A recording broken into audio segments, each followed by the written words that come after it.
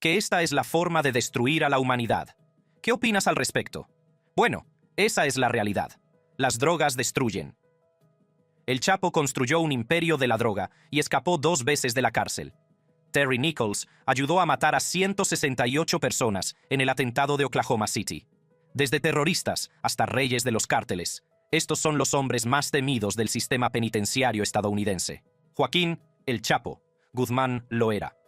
En lo más alto de nuestra lista, se encuentra un hombre cuyo nombre se ha convertido en sinónimo del tráfico mundial de drogas. Joaquín Archibaldo Guzmán Loera, más conocido como el Chapo.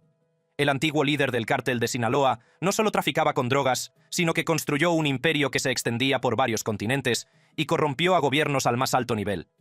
La influencia de Guzmán se extiende más allá de los muros de la prisión, y hay informes que sugieren que aún podría dirigir las actividades del cártel.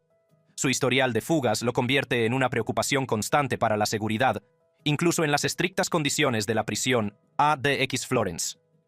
El hombre que escapó 2 veces de prisiones de máxima seguridad mexicanas, incluida una dramática fuga en 2015, a través de un túnel de más de 1 metro de largo kilómetro, equipado con iluminación y ventilación, ha demostrado que ninguna prisión parece capaz de retenerlo.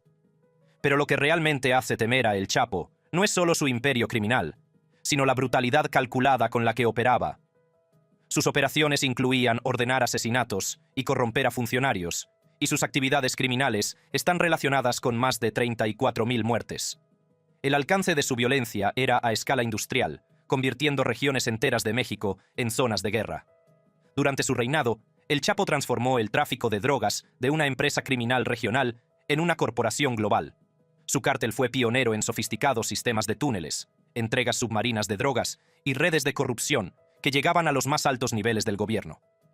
Fue condenado a cadena perpetua más 30 años y a pagar $12.600 millones en concepto de decomiso, lo que refleja la magnitud de su empresa criminal. Incluso ahora, recluido en la prisión de ADX Florence, donde se encuentra desde 2017, El Chapo sigue siendo una figura que infunde un miedo inmenso. Su riqueza, sus conexiones y su historial de fugas aparentemente imposibles lo convierten en el preso más vigilado de Estados Unidos.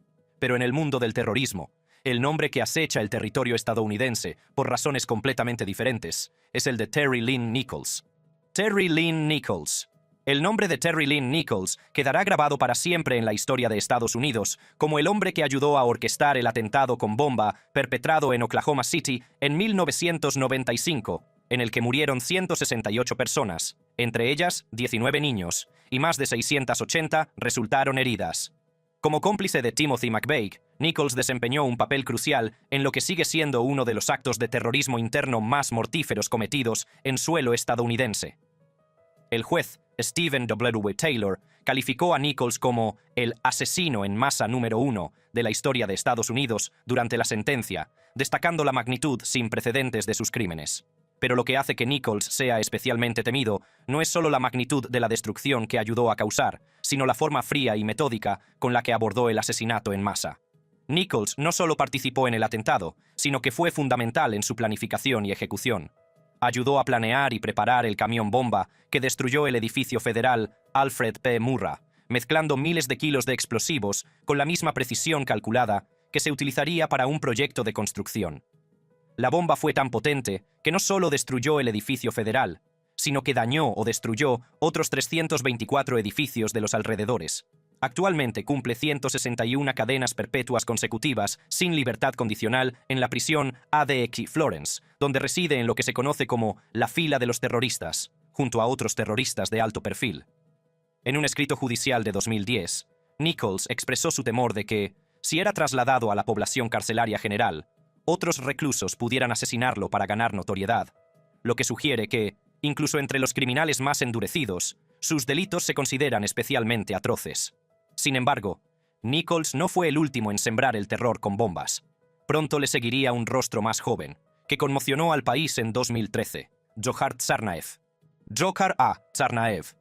Con solo 19 años, Dzhokhar A. Tsarnaev perpetró el atentado con bombas del Maratón de Boston de 2013, que causó la muerte de 3 personas y dejó más de 260 heridos, entre ellos 17 que perdieron alguna extremidad. Su juventud hace que sus crímenes sean aún más perturbadores. No se trataba de un criminal empedernido ni de alguien impulsado por décadas de radicalización. sino de un adolescente que decidió cometer un acto de terrorismo masivo. La nota que Tsarnaev escribió dentro de una embarcación durante la persecución, en la que justificaba el ataque como represalia por las acciones militares de Estados Unidos, reveló un profundo compromiso ideológico. La naturaleza calculada de su razonamiento, considerar a los espectadores inocentes del maratón como objetivos legítimos en una guerra percibida, demuestra la peligrosa mentalidad que lo hace tan temido. Lo que diferencia a Tsarnaev de otros terroristas es la aleatoriedad de la selección de sus objetivos. El Maratón de Boston es uno de los eventos deportivos más queridos de Estados Unidos, que atrae a participantes y espectadores de todo el mundo. Al atacar esta celebración del logro humano y el espíritu comunitario, Tsarnaev demostró su voluntad de destruir los aspectos más inocentes y alegres de la vida estadounidense. Actualmente, en el corredor de la muerte en ADX Florence, donde se encuentra desde 2015, Tsarnaev sigue luchando contra su sentencia a través del proceso de apelación. Su pena de muerte fue restablecida por el Tribunal Supremo de Estados Unidos en 2022, aunque un tribunal de apelación ordenó en 2024 que se revisara por parcialidad del jurado. Incluso entre rejas, Tsarnaev mantiene su actitud desafiante. Su demanda de 2021 contra las condiciones de la prisión, en la que alegaba restricciones como la limitación de las duchas, pone de manifiesto su continua rebeldía. Y mientras el ataque de Tsarnaev dejaba profundas cicatrices, otro extremista se lanzaría a los cielos con intenciones mortíferas. Richard Reed, el zapatero bomba. Richard C. Reed. Conocido en todo el mundo como el zapatero bomba, Richard Reed intentó detonar explosivos ocultos en sus zapatos en un vuelo transatlántico en 2001. Su ataque, que estuvo a punto de tener éxito, contra el vuelo 63 de American Airlines, con casi 200 pasajeros a bordo, provocó cambios globales en la seguridad aeroportuaria que persisten hasta hoy. Lo que hace que Reed sea especialmente temido no es solo su disposición a cometer asesinatos en masa, sino su vinculación con Al-Qaeda y su continuo compromiso ideológico incluso después de su captura. Durante su sentencia, Reed no mostró ningún remordimiento. Declaró su lealtad a Osama Bin Laden y afirmó: «Estoy en guerra con su país». El intento de atentado de Reed fue especialmente insidioso por el momento en que se produjo y por el método utilizado. Apenas unos meses después, del 11 de septiembre, cuando la seguridad aérea ya se había reforzado, su capacidad para subir a un avión con artefactos explosivos demostró la continua vulnerabilidad de la seguridad aérea. Los explosivos, que contenían aproximadamente 280 gramos de PETNE y TATP, eran lo suficientemente potentes como para perforar el fuselaje del avión, lo que podría haber causado la muerte de todos los pasajeros. Actualmente cumple 3 cadenas perpetuas consecutivas más 110 años en la prisión ADX Florence, y sigue siendo motivo de preocupación para los funcionarios de la prisión. En 2009 se declaró en huelga de hambre y fue alimentado a la fuerza, y presentó una demanda contra las medidas administrativas especiales, SAM, que restringían su comunicación y sus actividades. Pero Reed no fue el único que tuvo como objetivo grandes multitudes. Una figura más esquiva e igualmente destructiva acechaba en el patio trasero de Estados Unidos. Eric Rudolph. Eric R. Rudolph. Eric R. Rudolph llevó a cabo una serie de atentados con bombas, entre ellos el atentado contra los Juegos Olímpicos de Atlanta en 1996, que causó la muerte de una persona y más de 100 heridos. Pero lo que hace que Rudolph sea especialmente temido no es solo el alcance de sus ataques, sino su capacidad para evadir la captura durante 5 años, mientras se escondía en las montañas Apalaches, lo que demuestra un nivel de habilidades de supervivencia y astucia que lo distingue de otros terroristas. La ideología extremista de Rudolph le llevó a atacar no solo los Juegos Olímpicos, sino también clínicas abortivas y un club nocturno gay, lo que reveló un odio profundamente arraigado que motivó años de cuidadosa planificación y ejecución.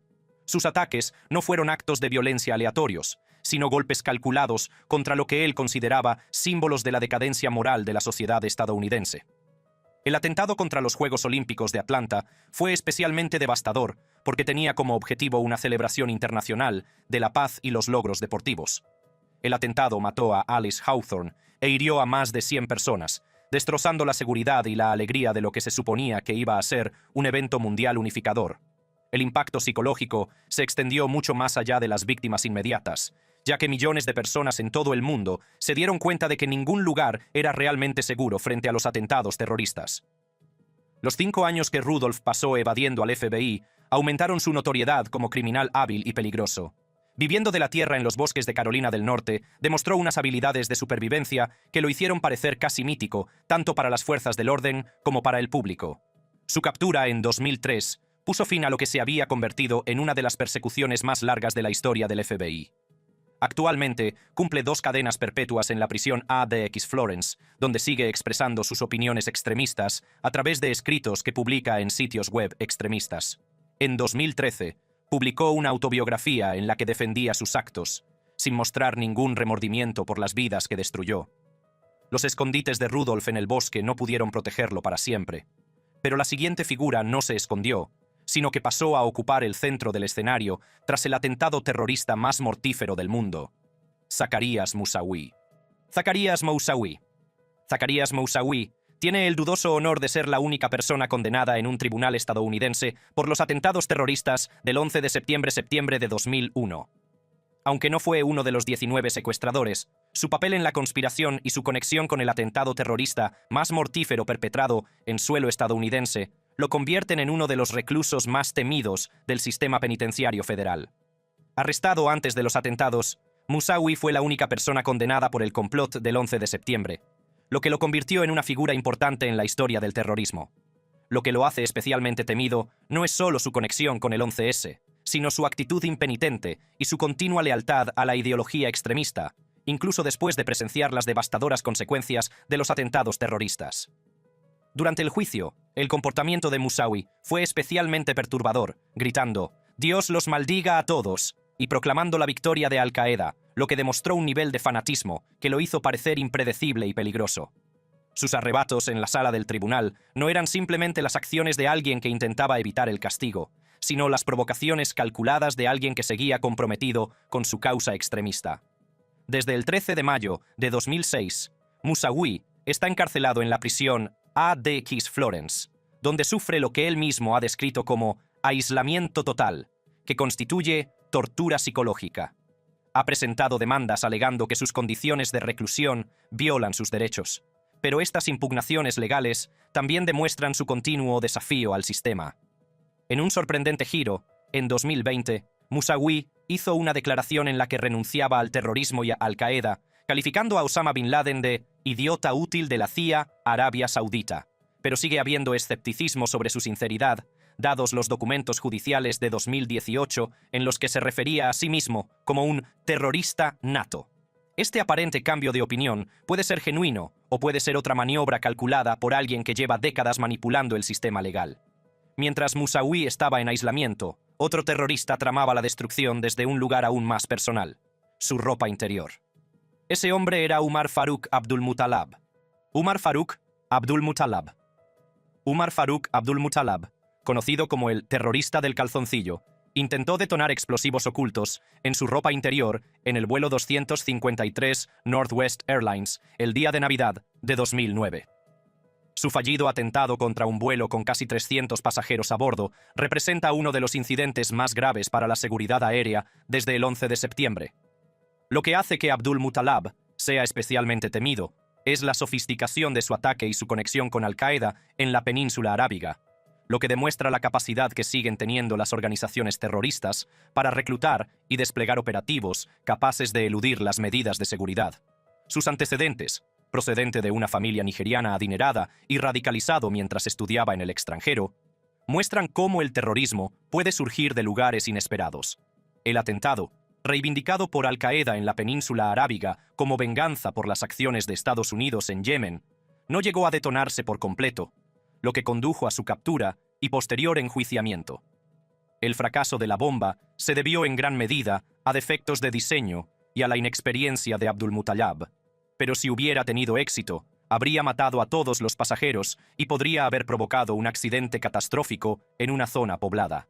Abdulmutallab, que actualmente cumple 4 cadenas perpetuas consecutivas, más 50 años sin libertad condicional en la prisión ADX Florence, se enfrenta a condiciones extremadamente restrictivas, incluido el aislamiento prolongado en régimen de medidas administrativas especiales, SAM, que le prohíben comunicarse con más de 7.500 millones de personas. En 2017, Abdulmutallab presentó una demanda contra la Oficina Federal de Prisiones, alegando violaciones de sus derechos debido a su trato, incluidas denuncias de acoso religioso por parte de reclusos supremacistas blancos durante las horas de oración islámica, lo que le llevó a una huelga de hambre. Sin embargo, más allá de los terroristas y los aviones, algunas amenazas provienen del propio árbol genealógico del terrorismo, como el yerno de Osama Bin Laden, Sulaiman Abu Ghaith. Sulaiman Abu Ghaith. Sulaiman Abu Ghaith, nacido en Kuwait en 1965, saltó a la fama como figura clave de Al-Qaeda, especialmente por su papel como portavoz tras los atentados del 11 de septiembre de 2001. Sus vídeos amenazantes, en los que advertía de una tormenta de aviones, consolidaron su imagen como importante figura terrorista. Pero lo que lo hace especialmente temido va más allá de su papel propagandístico. Es su relación familiar directa con Osama Bin Laden y su posición dentro del círculo íntimo del terrorista más buscado del mundo. Casado con una de las hijas de Osama Bin Laden, sus vínculos con el líder de Al-Qaeda elevaron significativamente su perfil. No se trataba de un simple portavoz o agente de nivel medio, sino de un miembro de la familia, alguien que tenía acceso a los pensamientos y planes más íntimos de Bin Laden. Su profundo conocimiento de las operaciones y los planes futuros de Al-Qaeda lo convierten en un tesoro de información y en una preocupación constante para la seguridad. Tras los atentados del 11 de septiembre, Abu Ghaith apareció en vídeos junto a Bin Laden y Ayman al-Zawahiri, alabando los atentados y amenazando con más violencia. Advirtió de una tormenta de aviones y pidió que continuaran los atentados contra Estados Unidos, declaraciones que se difundieron por todo el mundo y contribuyeron a sembrar el miedo y el terror. Arrestado en Jordania en 2013 y extraditado a Estados Unidos, Abu Ghaith se convirtió en la figura de Al-Qaeda de más alto rango en ser juzgada en suelo estadounidense desde el 11 de septiembre. En 2014, fue condenado por conspirar para matar a estadounidenses y proporcionar apoyo material a terroristas, recibiendo una sentencia de cadena perpetua sin posibilidad de libertad condicional. Actualmente cumple su condena en la prisión ADX Florence. Abu Ghaith representa un vínculo directo con la planificación y ejecución del atentado terrorista más mortífero de la historia de Estados Unidos. Mientras Abu Ghaith utilizaba palabras e ideología, el siguiente hombre utilizó sus manos una y otra vez para arrebatar docenas de vidas en la sombra. Gary Ridgway. Gary Ridgway. Gary Ridgway, conocido como el asesino del Río Verde, asesinó al menos a 49 personas, principalmente mujeres jóvenes, entre 1982 y 1998, lo que lo convierte en uno de los asesinos en serie más prolíficos de la historia de Estados Unidos. Pero lo que hace que Ridgway sea especialmente temido no es solo el número de víctimas, sino la forma calculada y metódica en que cazó y asesinó a mujeres vulnerables durante más de una década. Ridgway afirmó haber asesinado entre 75 y 80 mujeres en una entrevista en 2013, una declaración que, aunque no ha sido verificada, demuestra el alcance asombroso de sus crímenes. Su capacidad para evadir la captura durante casi 2 décadas, mientras seguía matando, demuestra un nivel de astucia y planificación que lo convierte en uno de los depredadores más peligrosos jamás capturados. Lo que diferencia a Ridgway de otros asesinos en serie es su total falta de humanidad hacia sus víctimas. Se centraba en mujeres vulnerables, a menudo prostitutas o adolescentes fugadas, a las que estrangulaba con las manos o con ligaduras tras agredirlas sexualmente, y luego se deshacía de sus cuerpos en zonas boscosas remotas de los alrededores del condado de King, en Washington. A menudo regresaba para cometer actos de necrofilia, lo que demuestra un nivel de depravación que conmocionó incluso a los investigadores más experimentados. En una declaración judicial de 2003, Ridgway comentó de forma escalofriante: «He matado a tantas mujeres que me cuesta distinguirlas». Una cita que subraya tanto la magnitud de su violencia como la completa deshumanización de sus víctimas. Esta actitud despreocupada hacia los asesinatos en masa lo hace especialmente aterrador para sus compañeros reclusos y el personal de la prisión. Actualmente cumple 49 cadenas perpetuas consecutivas sin posibilidad de libertad condicional en la penitenciaría del estado de Washington y sigue participando activamente en las investigaciones. En septiembre de 2024, fue trasladado brevemente a la cárcel del condado de King para ayudar a los investigadores a localizar los restos de otras víctimas, lo que demuestra que sus crímenes siguen atormentando a las comunidades décadas después. El reinado del terror de Ridgway conmocionó a la nación, pero en Luisiana, otro asesino con un perfil muy diferente cazaba silenciosamente a sus víctimas. Ronald Dominique. Ronald Dominique. Ronald Dominique, conocido como el estrangulador del Bayou, confesó haber asesinado al menos a 23 hombres entre 1997 y 2006 en Luisiana. Lo que hace que Dominic sea especialmente temido no es solo el número de víctimas, sino la naturaleza calculada de sus crímenes y el hecho de que eligiera específicamente a personas vulnerables que sabía que pocos echarían de menos. El método de Dominic consistía en atraer a sus víctimas con promesas de dinero a cambio de sexo, atarlas, violarlas y matarlas por estrangulamiento o asfixia, lo que demuestra un nivel de premeditación que hace que sus crímenes sean especialmente escalofriantes. Su motivo declarado era evitar volver a la cárcel tras ser arrestado en 1996 por violación, lo que demuestra que consideraba el asesinato como una solución práctica para evitar las consecuencias legales. Lo que distingue a Dominic es su elección de víctimas y lugares. Operando en pequeñas ciudades como Houma y Thibodaux, elegía a hombres, a menudo sin hogar o marginados, sabiendo que su desaparición no se notaría inmediatamente ni se investigaría con la misma urgencia que la de víctimas de entornos más prominentes.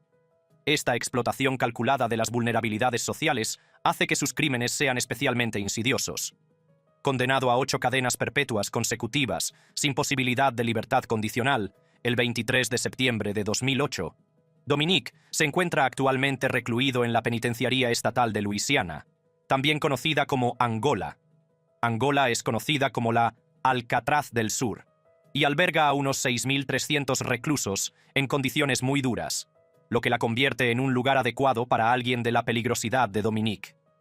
Su encarcelamiento en 1996 por un delito de violación, durante el cual afirmó haber sido agredido sexualmente por otros presos, sugiere que podría tener enemigos o una reputación que le precedió en su actual encarcelamiento. Mientras Dominic aterrorizaba el sur, otro depredador actuaba en el oeste, esta vez con precisión quirúrgica y bolsas de basura: Patrick Kearney. Patrick Kearney, conocido como el asesino de las bolsas de basura, asesinó al menos a 28 jóvenes y niños en el sur de California entre 1962 y 1977, lo que lo convierte en uno de los asesinos en serie más prolíficos de la historia de Estados Unidos. Lo que hace que Kearney sea especialmente temido es el enfoque sistemático, casi empresarial, que adoptó para cometer asesinatos en masa durante un periodo de 15 años. Las víctimas de Kearney eran de diferentes edades, siendo la más joven Ronald Dean Smith, de 5 años, asesinado en 1974, y su última víctima conocida, Merle Ondo Chance, de 8 años, asesinado en 1977. La inclusión de niños entre sus víctimas lo hace especialmente odiado, incluso entre los criminales más endurecidos, que tienen su propio código sobre los delitos contra los niños. Lo que diferencia a Kearney de otros asesinos en serie es su metódica forma de deshacerse de los cadáveres y su atención para evitar ser descubierto. Normalmente disparaba a sus víctimas en la sien con una pistola Derringer del calibre 22, a menudo mientras dormían o estaban distraídas, y luego cometía actos de necrofilia, mutilaba los cuerpos con herramientas como cuchillos X-acto y sierras para metal, y los descuartizaba. Se deshacía de los restos en bolsas de basura, esparciéndolos en cañones, vertederos o a lo largo de autopistas, lo que le valió su apodo. Kearney tomaba medidas forenses, como extraer las balas de las cabezas de las víctimas, para dificultar las investigaciones, lo que demuestra un nivel de sofisticación criminal que le permitió mantenerse por delante de las fuerzas del orden durante más de una década. Su capacidad para mantener su trabajo como ingeniero en Hughes Aircraft mientras cometía estos crímenes demuestra una escalofriante compartimentación de su psique. Condenado en 1978, Kearney se declaró culpable de 21 cargos de asesinato en primer grado para evitar la pena de muerte, recibiendo 21 cadenas perpetuas consecutivas. En 2022, Kearney estaba encarcelado en la prisión estatal de Mule Creek, en Ione, California, donde, a sus 85 años, sigue cumpliendo su condena sin posibilidad de libertad condicional. La opinión pública, expresada por Paul Breckenridge Jr., quien describió a Kearney como un insulto a la humanidad, sugiere una fuerte oposición a cualquier posibilidad de liberación. La violencia calculada de Kearney nos lleva a un asesino aún más metódico, uno que guardaba una lista codificada de sus víctimas: Randy Kraft. Randy Kraft, conocido como el asesino de la tarjeta de puntuación y el asesino de la autopista, fue condenado en 1989 por 16 asesinatos y sospechoso de hasta 67 homicidios entre 1972 y 1983. Lo que hace que Kraft sea especialmente temido no es solo el número de víctimas que se le atribuyen, sino la meticulosidad con la que documentaba sus crímenes y su aparente falta de remordimiento o emoción por las vidas que destruía. Su tarjeta de puntuación, una lista codificada encontrada en su coche, contenía 61 entradas que se cree que hacen referencia a sus víctimas, lo que demuestra un nivel de organización y documentación que sugiere que trataba el asesinato como un pasatiempo o una colección. Este enfoque sistemático del asesinato, que incluye el mantenimiento de registros, lo convierte en una de las figuras más escalofriantes de la historia criminal. Los crímenes de Kraft se caracterizaron por una brutalidad extrema. Sus métodos incluían la violación, la tortura y la mutilación, y sus víctimas eran estranguladas, asfixiadas, apaleadas o asesinadas con dosis letales de drogas. Muchas víctimas mostraban signos de mutilación, como castración o quemaduras provocadas por el encendedor de un coche, lo que indica que obtenía un placer sádico al prolongar el sufrimiento de sus víctimas. Actualmente condenado a muerte en la prisión estatal de San Quentin, se sabe que Kraft juega al bridge con otros asesinos en serie notorios, como Douglas Clark, Lawrence B. Taker y hasta 1996, William Bonin, condenados en total por 41 asesinatos. Esta relación informal con otros asesinos en masa crea un entorno en el que estos individuos peligrosos pueden influirse mutuamente o compartir técnicas. Kraft nunca ha confesado sus crímenes y sigue afirmando su inocencia, manteniendo esta postura incluso décadas después de su condena. El retorcido historial de Kraft nos lleva a otro asesino que se ocultaba a plena vista. Un veterano del ejército con medallas en el pecho y sangre en las manos. Robert Lee Yates. Robert Lee Yates. Robert Lee Yates Jr., conocido como el asesino en serie de Spokane, asesinó al menos a 16 personas entre 1975 y 1998, pero lo que lo hace especialmente temido es su capacidad para mantener una fachada de respetabilidad mientras comete crímenes brutales. Su carrera militar de casi 2 décadas, en la que alcanzó un alto rango como piloto condecorado del Ejército de los Estados Unidos, demuestra una escalofriante dualidad que lo hace especialmente peligroso. Yates se centraba en personas vulnerables que se dedicaban a la prostitución, las ataba en su vehículo, realizaba actos sexuales con ellas y luego les disparaba, a menudo con una pistola calibre .25. Los cadáveres de sus víctimas solían ser abandonados en zonas rurales, a veces con la cabeza cortada. Yates elegía a trabajadoras sexuales vulnerables, las atraía a su vehículo, mantenía relaciones sexuales con ellas y luego las disparaba, a menudo con una pistola calibre .25. Los cadáveres de sus víctimas solían ser abandonados en zonas rurales, a veces con bolsas de plástico en la cabeza, lo que le valió el apodo de «el asesino de las bolsas de la compra». Este patrón de violencia, que se prolongó durante más de 2 décadas, pone de manifiesto su capacidad para la violencia extrema. Lo que distingue a Yates es la naturaleza calculada de sus crímenes y su motivación declarada. Su método consistía en atraer a sus víctimas con promesas de dinero a cambio de sexo y luego matarlas para eliminar testigos, mostrando un enfoque frío y empresarial del asesinato que trataba las vidas humanas como meros obstáculos que había que eliminar. La capacidad de Yates para llevar una doble vida como respetado piloto militar y hombre de familia mientras cometía estos actos brutales demuestra un nivel de engaño que lo hace especialmente inquietante. Era esposo y padre de 5 hijos, un veterano condecorado que había servido a su país con distinción, pero al mismo tiempo era uno de los asesinos en serie más prolíficos de la historia del estado de Washington. Actualmente, cumple cadena perpetua sin posibilidad de libertad condicional en la penitenciaría del estado de Washington y sigue siendo objeto de investigaciones en curso. En 2020 y 2023 se identificaron 2 víctimas más, Wendy Stephens y Lori Ann Raspotnik, gracias a la tecnología avanzada de ADN, lo que reavivó el interés por su caso y planteó preguntas sobre la existencia de otras víctimas aún por descubrir. En 2013, Yates afirmó en una entrevista haber asesinado entre 75 y 80 mujeres, una declaración que, aunque no ha sido verificada, sugiere que el verdadero alcance de sus crímenes podría ser mucho mayor que el que le llevó a la cárcel. Pero mientras Yates ocultaba su maldad tras un uniforme, otro hombre hacía alarde de su sadismo, burlándose de la policía durante décadas. ¿Su nombre? Dennis Rader, el asesino BTK. Dennis Rader. Dennis Rader, conocido como el asesino BTK, Bind, Torture, Kill, Atar, Torturar, Matar, asesinó al menos a 10 personas entre 1974 y 1991 en Kansas. Lo que hace que Rader sea especialmente temido no son solo sus crímenes, sino el placer sádico que sentía al burlarse de las fuerzas del orden y su capacidad para ocultarse a plena vista como miembro respetado de la comunidad durante décadas. El método de Rader, resumido en el apodo que él mismo se puso, BTK, consistía en atar, torturar y asesinar a sus víctimas, a menudo en sus propios hogares. Normalmente elegía a mujeres y utilizaba objetos domésticos para inmovilizarlas, a veces robando objetos personales como ropa interior y licencias de conducir como recuerdo. Pero lo que lo distinguía era su compulsión por comunicarse con la policía y los medios de comunicación, enviando cartas burlonas en las que detallaba sus acciones y se burlaba de las autoridades. El terror psicológico que infligió Rader se extendió mucho más allá de sus víctimas directas. Sus cartas a la policía y a los medios de comunicación, en las que detallaba sus acciones y se burlaba de las autoridades, crearon un clima de miedo que se apoderó de comunidades enteras. Reaparecía periódicamente con nuevas comunicaciones, manteniendo viva la investigación y el miedo público durante décadas. Investigaciones recientes sugieren posibles vínculos con otros casos sin resolver, como la desaparición en 1976 de Cynthia Dawn Kinney, de 16 años en Oklahoma, lo que indica que sus crímenes podrían ser aún más extensos de lo que se creía inicialmente. El diario de BTK vincula al asesino en serie con la persona desaparecida, según las autoridades, lo que sugiere que los investigadores aún están descubriendo el alcance total de sus actividades criminales.